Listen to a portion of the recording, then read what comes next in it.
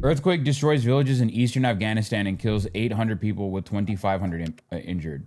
Desperate Afghans clawed through rubble in search of missing loved ones after a strong earthquake killed some 800 people and injured more than 2,500 in eastern Afghanistan, according to figures provided by Monday by the Taliban government. The 6.0 magnitude quake left late Sunday hit the towns in the province of Kunar near the city of Jalalabad in neighboring Nangarhar province, causing extensive damage. The quake at 11:47 p.m. was centered 27 kilometers northeast of Jalalabad. The U.S. Geological Survey said it was just 8 kilometers deep. Shallower quakes tend to cause more damage. Several aftershocks followed. Footage showed rescuers taking injured people on stretchers from collapsed buildings and into helicopters as people frantically dug through rubble with their hands. The Taliban government's chief spokesman Zabihullah Mujahid said at a press conference on Monday that the death toll had risen to at least 800 with more than 2,500 injured. He said most of the casualties were in Kunar. Buildings in Afghanistan tend to be low-rise constructions, mostly of concrete and brick, with homes in rural and outlying areas made from mud bricks and wood. Many are poorly built. One district in Nurgal district, one of the worst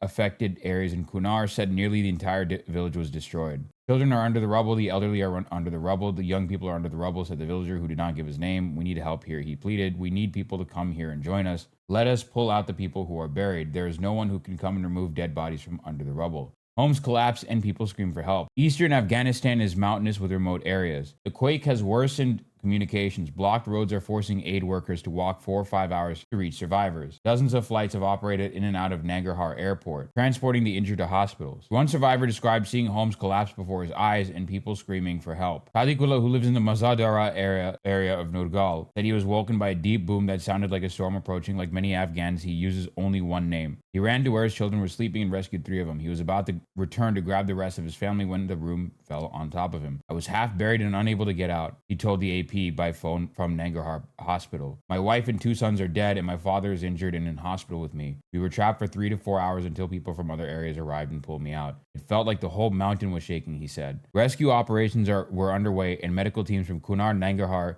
the capital Kabul have arrived in the area, said Shafarad Zaman, a health ministry spokesman. Zaman said many areas had not been able to report casualty figures and that the numbers were expected to change as deaths and injuries are reported. The chief spokesman Mujahid said helicopters had reached some areas, but road travel was difficult. There are some villages where the injured and dead haven't been recovered from the rubble. That's why the numbers may increase, he told journalists. The tremors were felt in neighboring Pakistan. Filippo Grandi, the United States High Commissioner for Refugees, said the earthquake intensified existing humanitarian challenges in Afghanistan and urged international donors to support relief efforts.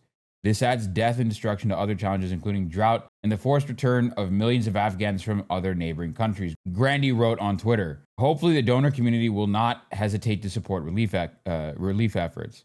A magnitude 6.3 earthquake struck Afghanistan on October 7, 2023, followed by strong aftershocks. This was in Herat, on the opposite side of the country. The Taliban estimated nearly 4,000 people perished in that quake, mostly women.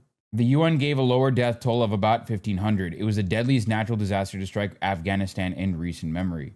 The recent earthquake was likely to dwarf the scale of the humanitarian needs caused by the disaster of 2023, according to the international rescue community.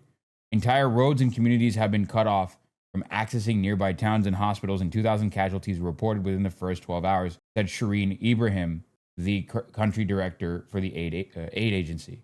Although we have been able to act fast, we are profoundly fearful for the additional strain this will have on the overall humanitarian response in Afghanistan, said Ibrahim. Global funding cuts have dramatically hampered our ability, I'm guessing this is the USAID cut, have dramatically hampered our ability to respond to the ongoing humanitarian crisis. The International Federation of the Red Cross and Red Crescent Societies said in a statement that immediate supplies needs to include search and rescue support, emergency healthcare and medical supplies, food, clean water, and restoring access to reach isolated communities.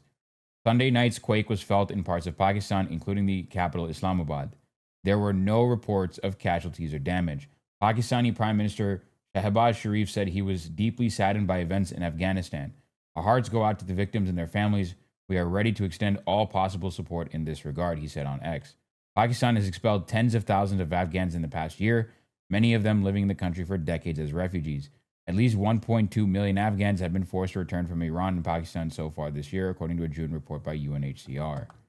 Yeah, Jesus Christ. Heart goes out to Afghanistan. The lack of decent infrastructure in Afghanistan is causing even more damage, I would say.